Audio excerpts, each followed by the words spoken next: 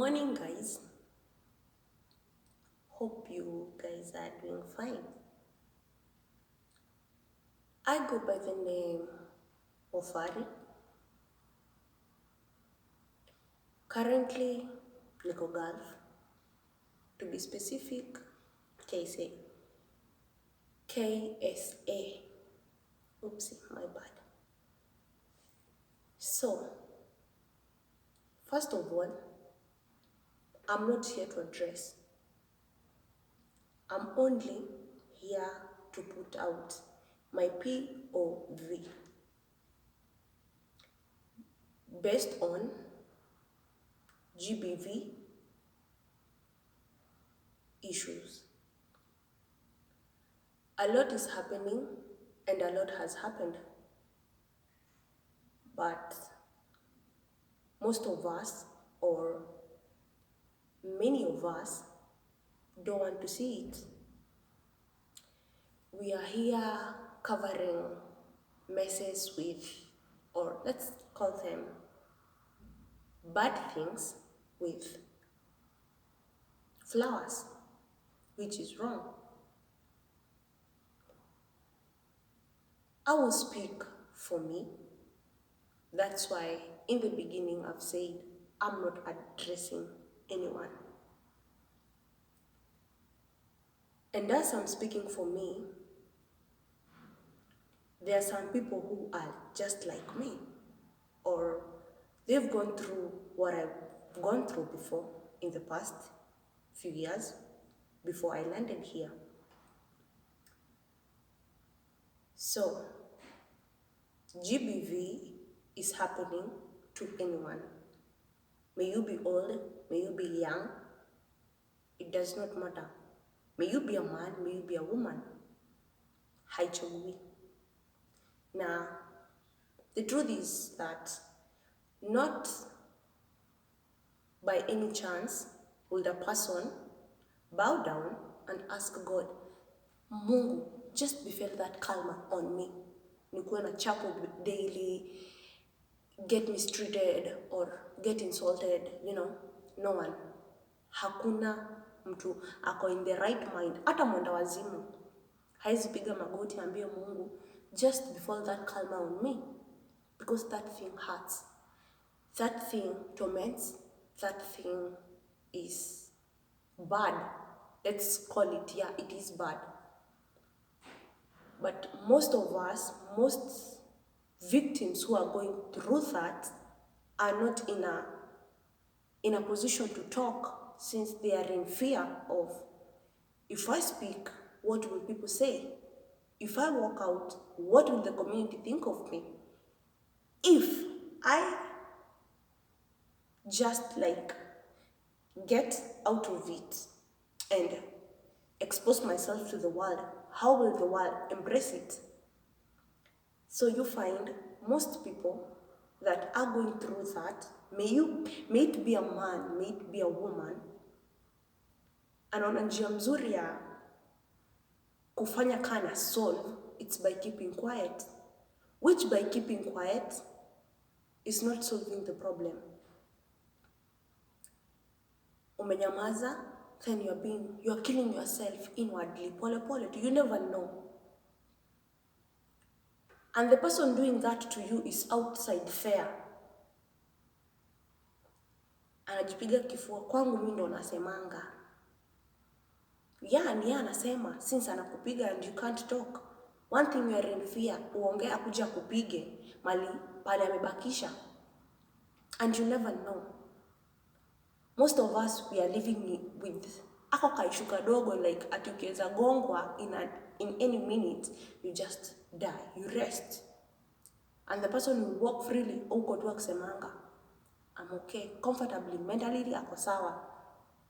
But wewe mwenye unapigwa huko ndani ya nyumba, you ain't okay. Stop okaying things. Stop okaying issues that are not to be okayed. Wewe ndo unapigwa, wewe ndo unaumia. I'll go by me. I'm not saying that I'm good, neither I was good.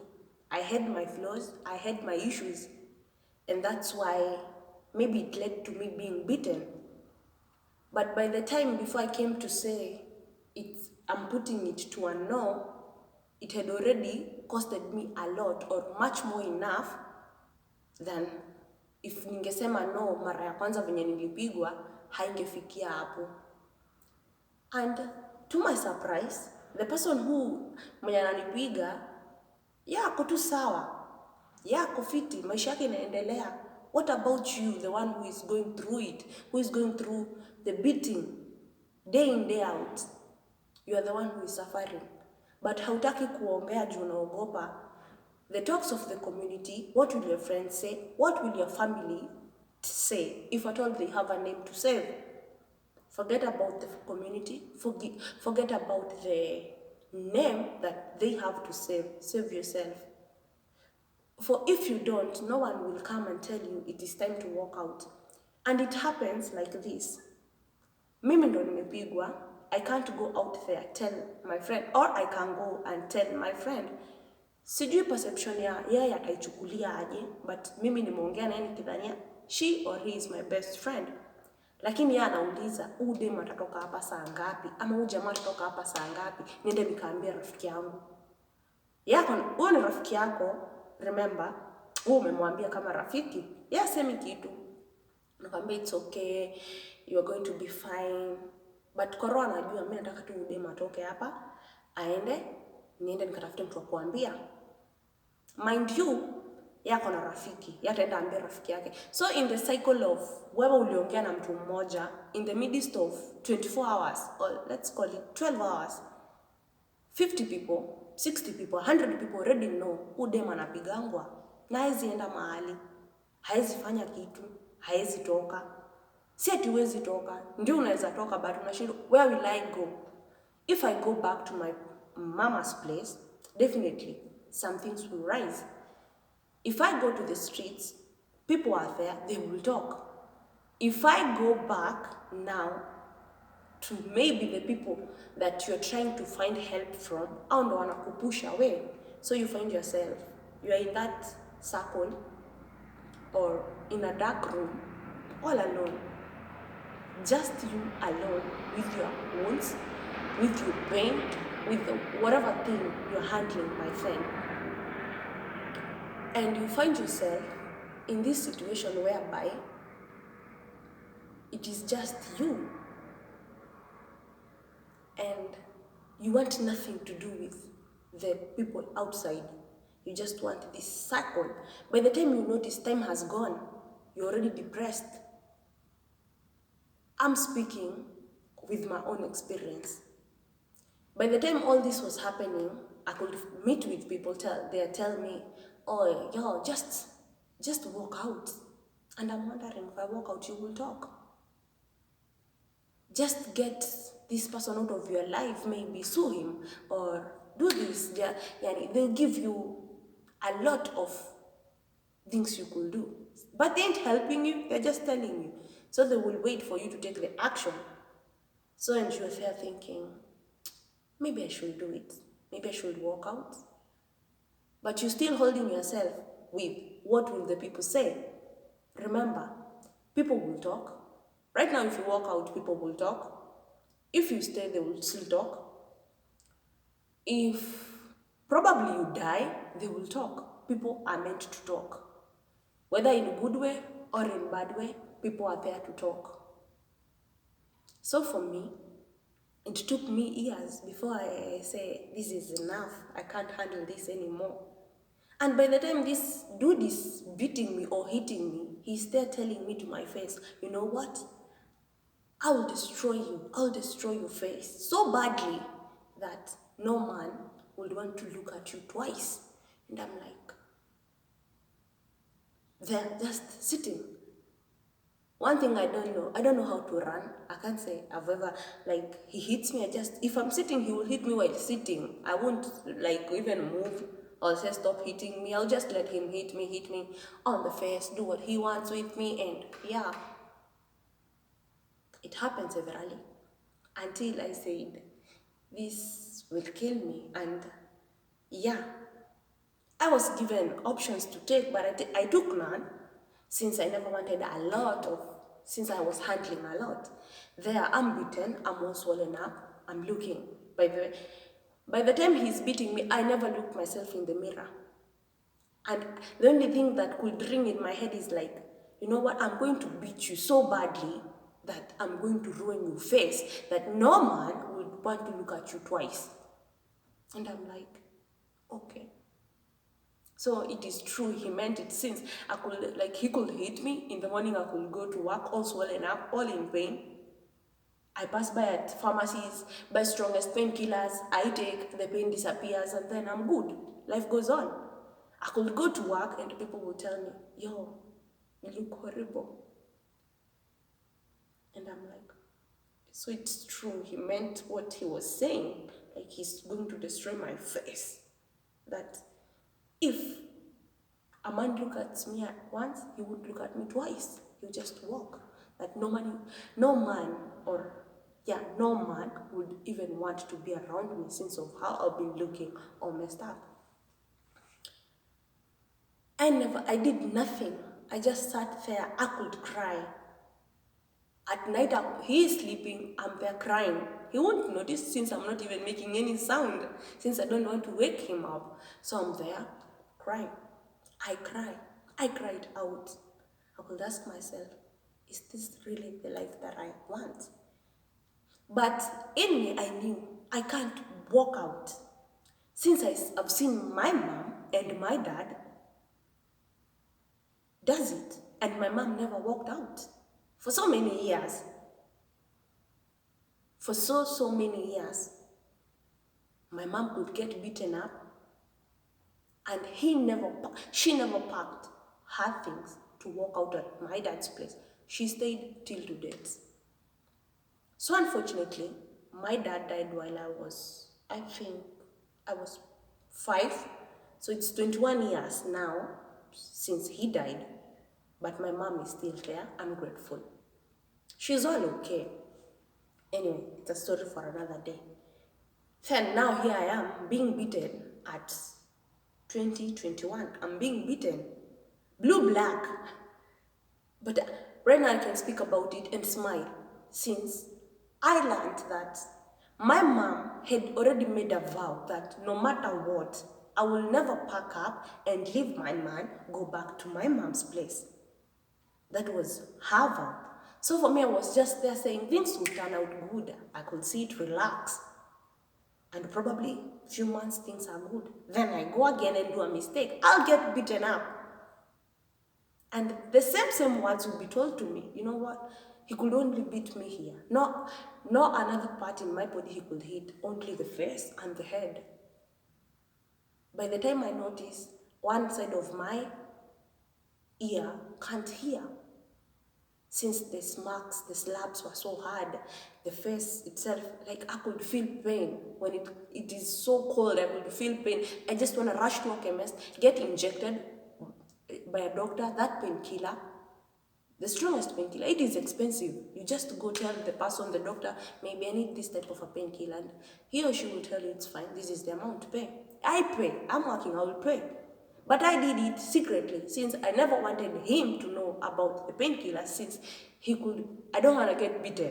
So I could go secretly, get the tablets, or maybe get injected, and go back, and that everything is normal. Then,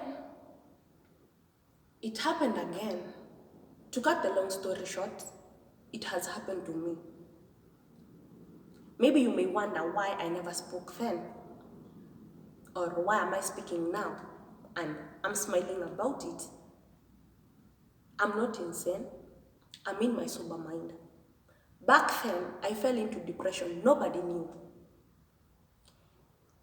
I could speak to myself with people around me, but they couldn't tell they would ask, hey, are you okay?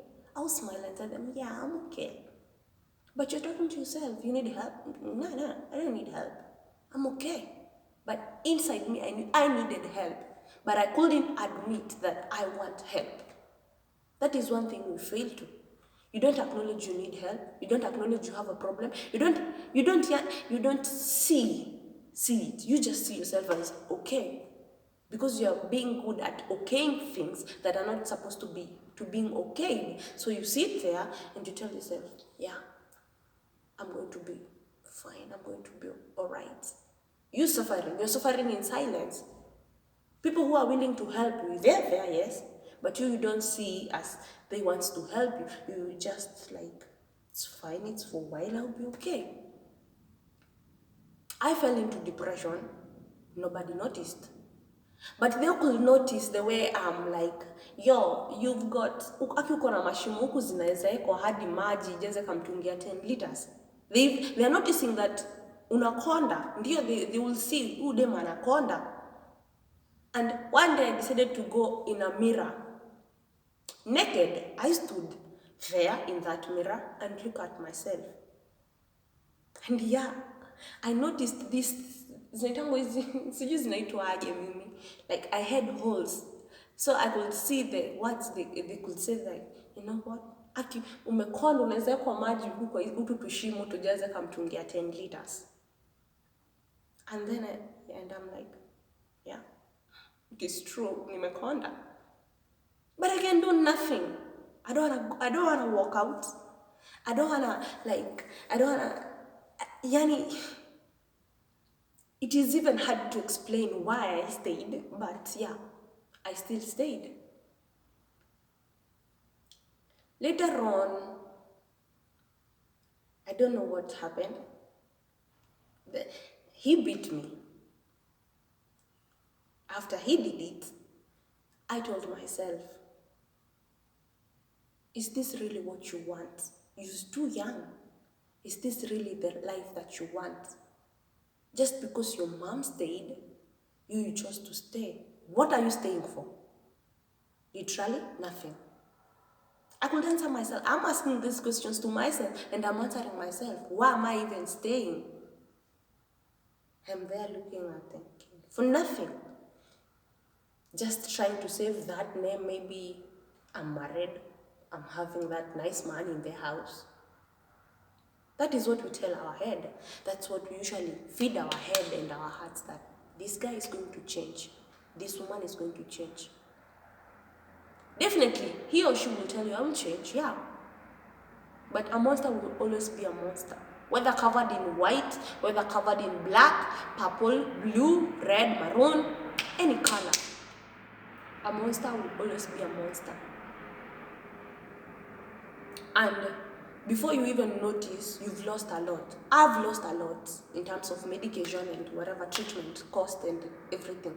But for him, he has lost nothing. Nothing, literally nothing.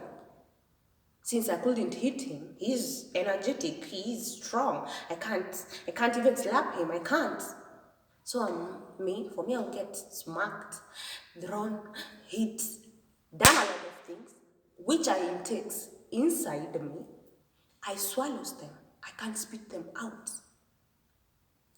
Then depression kicks in, and now I'm having those. I'm pushed to that edge, the midst, that edge, you know. They usually say there is a stage in depression. There are stages in depression. So I was in the last stage, and the last stage was having those suicidal thoughts. I could wake up one morning and tell myself, I think today is the time you need to die. I attempted it 4 good times. Nobody know, and maybe they will know it from here. And I think 2 of my friends knows about it, but I attempted it 4 good times. I attempted it at once. It failed. I don't know why. After a few months later, I'm still in those deep thoughts, crying out myself, no asking for help. I attempted it again. It failed. Now I said, I will go hard on myself. I bought everything that is necessary. I never wanted to hang myself. Well, sorry to say this, but I never wanted to hang myself because people will not. I just wanted a silent death. And you just sleep and you don't wake up. That's the type of death I wanted. So I had money. I could buy the whatever. But It never worked the third time. The fourth time I decided, you know what? I'll just go somewhere, dip myself anywhere, and just rest and never to wake up. That's when. Now, during all this time, I'm asking God, is this really the life that you really want me to live for? Because you cannot save me 3 times from trying to kill myself, then you let me just, you pick me up from death, then you come and you just let me here, and you just let me go. You throw me like a trash. I kept on asking, questioning God, and they usually say, don't question. God is never questioned, if I'm right. But for me, I questioned him every now and then. Why? Why can't you just take me? Why are you being so hard on me? Why? I never saw the purpose by then. Until later, I saw the purpose of why he never wanted me dead. By the time, the fourth time it failed, I sat at a place by myself. I asked myself a lot of questions. By then I couldn't see the meaning of why am I not, mbona sikufi yani? And the way I'm suffering, why can't I just die? Maybe nilale na nisianguke tu. Maybe by then when I'm dead, the suffering will stop. But I never thought of, what about the people I'm leaving behind? I've got an amazing, beautiful daughter. She's so pretty. I'm so grateful. I have her. And I have a mom who believes in me. I have people who depend on me. I never saw that by then, so I will tell myself, you just die. They will survive by their own. But for them, God restrained back my death. God showed me dying is not the solution. It may be a permanent solution to you, but it's not a solution to now. The people you leave behind, they will suffer. You're giving them another problem to arrange for you or wherever this thing you want. You won't be there to help them. Ukikufa unaacha shida, umeanzisha shida ingine, since they will look for money to arrange your burial. So dying by then, for me, God akakataa. God saved me 4 times. Mi sijui unapitia nini, sijui unapigwa ukiambiwa nini, sijui uwe mwanamke mwenye uko na yeye anakufanyiaga nini, ama sijui mwanaume uko na yeye anakufanyiaga nini, but don't sit there. Na kifo is not a permanent solution to solving a problem. I came to realize later, yeah. By the way, if I died, well, katoto kangu kangekuwa tu mahali na kimama fulani kinamuita tu. Si atamuita tu mom, hana option. And then my mom would be there saying, kama mtoto wangu angekuwa uhai, haki kitu ningepata. So dying is not a solution. You are there as a man, you are there as a woman, and you're thinking that umepitia sana ama umepitishiwa sana na unaona solution is dying.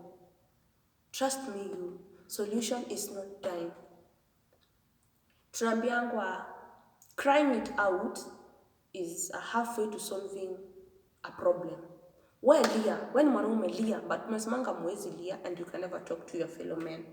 But trust me, you, crying and talking out. Wewe ongea waone kama wewe ni mwenda wazimu. Mimi niliongea, they saw like I'm mad. But literally I was never mad. I was suffering, but I never knew. One thing, if you have a problem, accept you have a problem. Accept you need help. Accept that there are things you cannot change unless you step out of it for change to take place. Ukisha admit hizo vitu 3 ama vitu 4, your healing journey begins from there. Don't worry what people will say. You have a name to say, fine. Don't worry about the name. Mungu in one way or another atatafuta a way, or he will send a person in your life that will make a change in a good and a perspective manner. Usikae na mtu ati juu familia yenu inakuanga joined you. Ati nikitoka mimi kwetu wananikana. Go out there, you find people who will accommodate you. Don't worry about the family matters. Ati we have a family name to save. A family name to save. Put that aside. Put the community aside. Put yourself first. GBV violence is killing innocent souls. It's killing people. And watu tunakufa juu ya, we are afraid of seeking help. We are afraid of talking. So unaona, the only way for me to end this so quickly, it's by dying. I'm here to tell you, dying is not a solution to the problem you are going through. You can walk out, start from zero, start from scratch. Unaona, hizo nguo utakuwa umevaa, toka nazo, enda. You just go to just get out of that room, and unakuanga umejifungia ukilia, and see life and light outside another world, far from that house, far from that man, far from that woman, far from that boyfriend, far from that girlfriend thing, and start the journey pole pole by yourself. We've seen people doing the shows of talking and helping people. Maybe I came later to realize, by the way, talking helps, talking solves a lot. But back then I couldn't see it. I thought, si nikiongea nao watakuwa tu wananichekelea, atakuwa anasema hiki kinachapangwa usiku, hiki kinachapangwa. I decided to put that fear aside and look for a way to help myself. If I walked out, mara ya kwanza nimepigwa, right now maybe this side of my head could maybe be, haiwezi kuwa na uchungu saa ingine nasikianga. This side of my hand and this side of my thigh, maybe singekuwa nasikianga chills wakati ingine. But since I sat down trying to save that in him, and it wasn't only saving it. Nasemanga, atakuwa tu sawa, atachange. Hata mimi nitachange tu. What I'm doing, I'll stop doing, and we continue. Unapumbazwa na mapenzi. Let's call it like that. Or maybe unaogopa nitaenda, what will people say? Right? Nitaambia nini watu wetu? Na maybe, yani, you leave that with what will you tell people? What will I do? I know nothing. Mimi nimekapitia.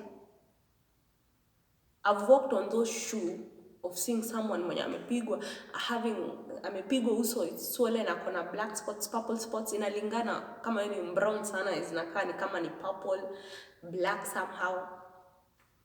I've walked on those shoes. So mi siwezi kaa mahali niambie mtu kaa. Most of our friends tells us to stay, since pia hao wanapigangwa, na you never know. Juu mtu ataambiwa, try to talk. Just try to talk. So you're living in threats. You can't talk. You want to talk, but you cannot talk. Because zile are like, if I talk, something worst might happen. So uko hapo, unanyamaza tu unangoja Mungu. Ndio Mungu anakujanga in other ways, but try to help yourself. Don't sit there and ungoje kukufa. And when you die, that's when people start realizing, na by the way alikuwa anasema ukweli. By the way mama jamaa, whatever alikuwa anatuambia ilikuanga ni ukweli. That's when they start taking action when you are dead. That's when they start trying to find the girl, trying to find the man, ati wamshikishe since you are no more. But when you needed that help, they never helped you. You are the only person who can help yourself by walking out, never minding what people will say, never minding what will your family member think of you, by never minding, just funika uso with a dark cloth or anything. Si ati utachukua ufunike, but just cover yourself. Assume Hata ukiambiwa nini isikustingishe. Hata yani nika unagongwa hivi, you're being chased right, left and center, but you're still managing to walk out strong and firmly, since unajua when I go back to that house, that will be the end of me. I will die, or nitakuwa kilema, or kuna vitu mingi sana espami, kuna vitu mingi sana sifanyagi, nyingi sana, since my body does not allow it. Back then I could have done them. Right now I can't a lot. But for me right now, I can sit here, talk courageously, laugh about it, since one, I acknowledged I have a problem. I seeked help. People never know about it because most of the people I'm around with never get to know about it. Nimejaribu kujiua 4 times, ikafail, meaning God had a purpose for me living till today. I don't know how many people I will save by telling you this, but acknowledge you have a problem, seek help, walk out. Don't care about the things you're leaving behind. Don't care about the name that you're trying to save. Don't care about whatever the society, the community you come from. That society does not need your approval. Yeah, you don't need an approval to walk out. You don't. You can approve it yourself. And you can learn to say no. You can stand with your own decision. You are an adult. You can make your own firm decision. Familia inaweza kuwa ilikuletea bibi, familia inaweza kuwa ilikupeleka kwa huyo jamaa. But you can still walk out and tell them, mimi sifanyi. You want it? Fine. But not me. I ain't getting connected to this thing that you want to form or create. You have that right to say no. You can say no, walk out. Ukishatoka huko nje, wewe kuwa mwenda, ongea tu. Talk. Most of us learn to drugs, alcohol. If you are a man, you try to find your comfort in women. If you are a woman, you try to find comfort in men. It happens. That's life, it happens. But by the time unakuja kujidiscover tena, you've lost a lot. That's when you seek already. And since you have now the time to sit with yourself in a place, grab a coffee, sip it, and consult with yourself. Is what happening to my life really necessary? Ukiona kabisa haifai, ukiona kabisa hizi vitu tunapitia ama hizi vitu tunafanyiwa hazifai, toka, enda.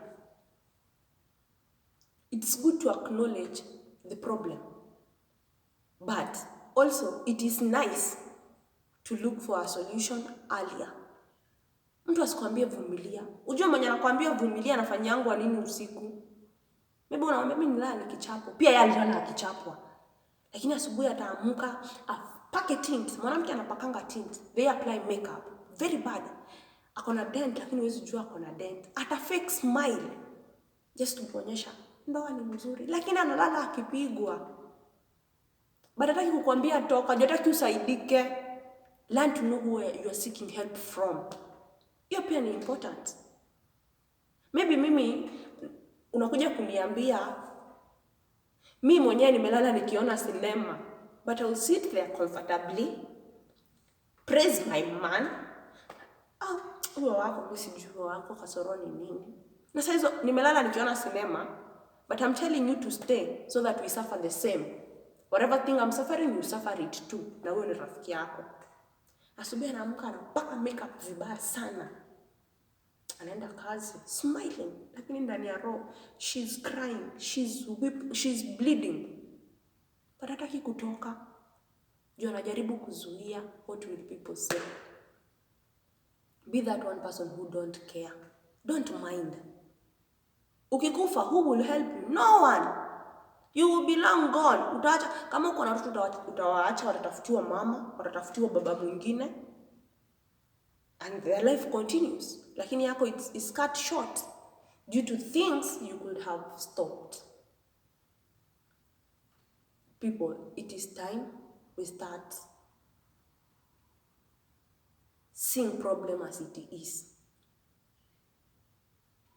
Earlier I said I'm not addressing anyone, but I'm here speaking for those people who are suffering in silence, who have got no voice.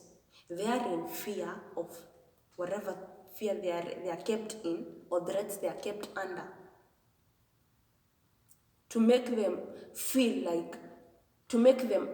embraced in one point or another, ni vizuri tafuta solution mapema. Usisemange mtu ata change. It might take decades. Na ulipigwa leo, kesho upigwe, afu miaka 10 ndio mtu anakuja kubadilika. By the time unakuja kubadilika, wewe ushakuwa kilema, wewe usha lose focus, wewe ushapoteza some parts of your body. I'm speaking here for that girl or for that man mwenye anasemanga, sasa mimi nitatoka niende wapi? Mimi nilitoka with literally nothing. I just had my faith and my pains, my wounds, my blisses inside.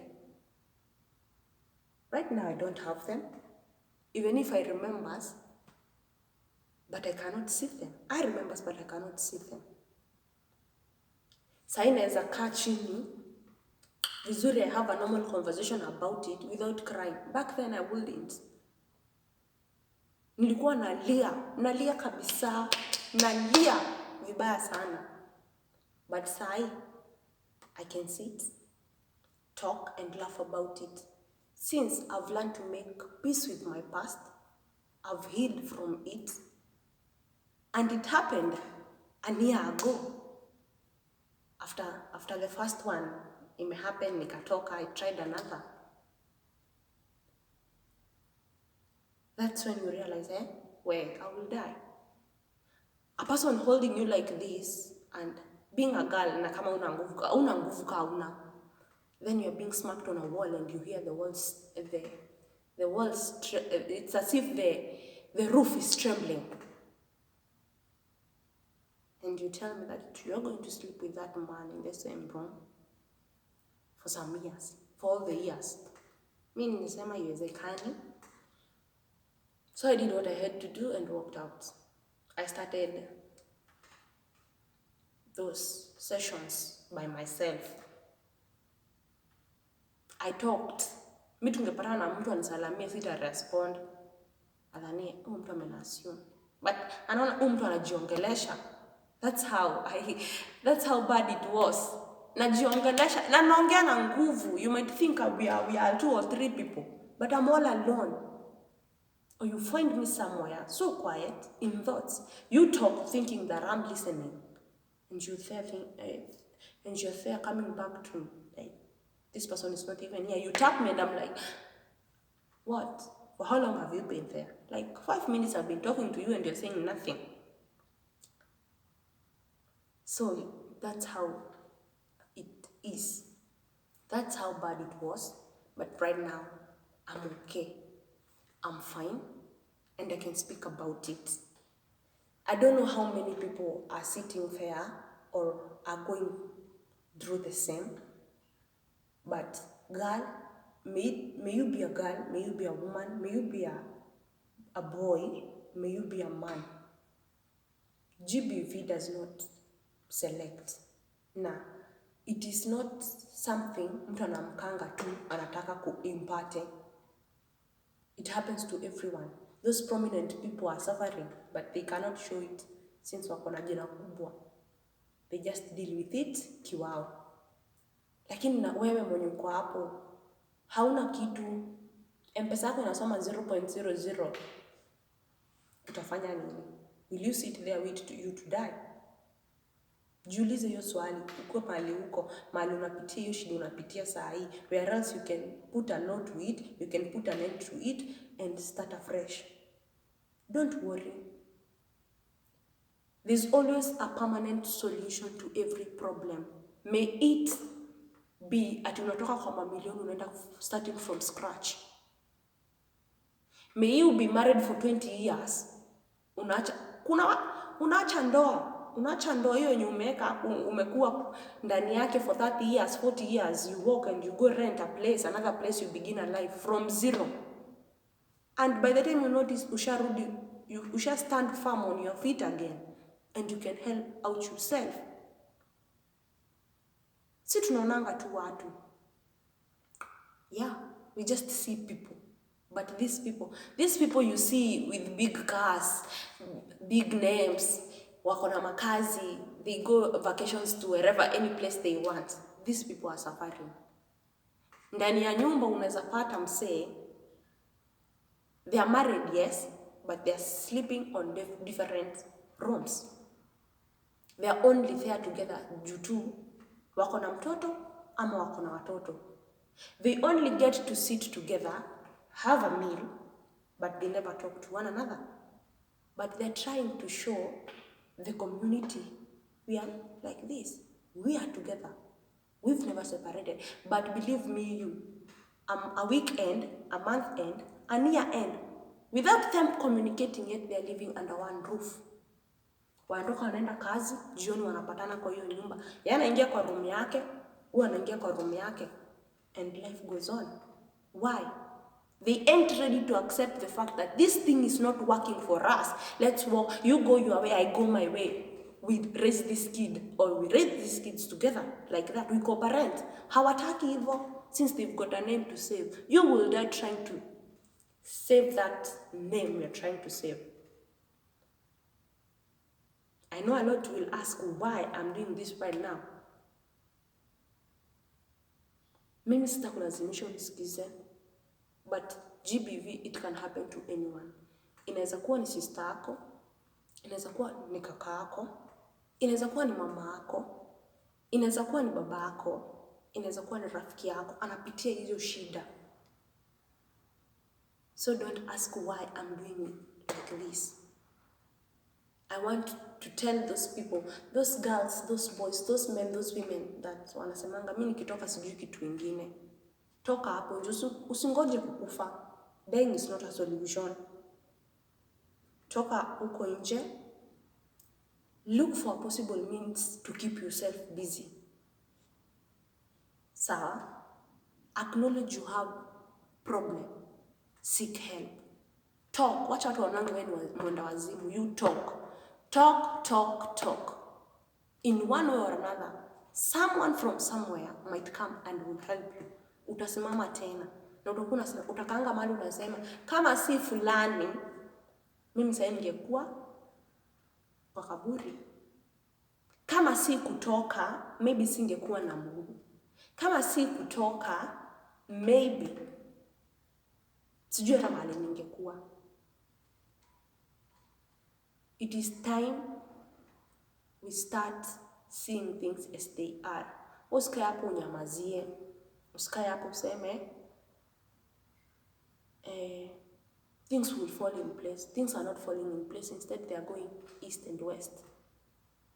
You are the only solution to your problem. And one way of healing is by accepting, nataka msaada, toka huko nje. Try and seek help. Talk. Usikae na mtu tu ati juu familia ili decide mkae.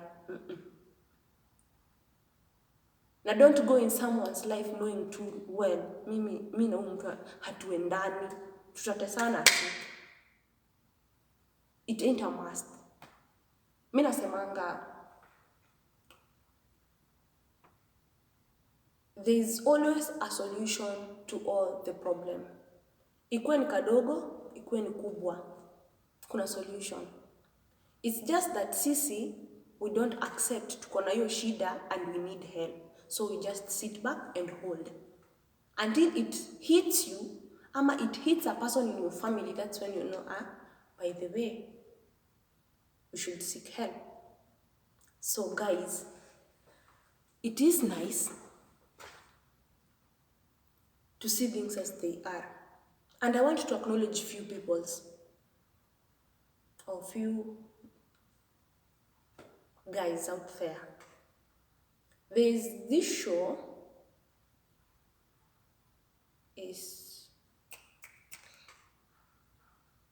madam anaitwa nani? Anaitwa Ngugi. Lynn has helped a lot of people. Mi umsikiza. I get to listen to the shows, the interviews anafanya. Nimelearn 1 or 2 things from her. It is not okay to be okaying things just because you have a name to save. Walk out and assume that you've left nothing. You had everything, yes, but toka. Unaona ile nguo utakuwa umevaa, toka nayo, enda. You don't know what awaits you there outside. Secondly, we have Oga Obina. Obina is doing a nice work. A man who can stand for his or fellow man or fellow men. Believe me, you. Mimi kama dem, I acknowledge he's doing a nice work. Doing that, what is the... is it men mental's walk? Something. Mental health, wherever for men. Whoever sees this guy, if this video ever gets to be known, ambieni huyo jamaa anafanya kazi fiti. He is saving many lives of many men who have got no voice to speak. Wanakuanga amekelewa, ni kama wanakuanga amekelewa hivi miguu na bibi zao. Ongea. He's helping men out there to find path again. Obina is doing a nice work.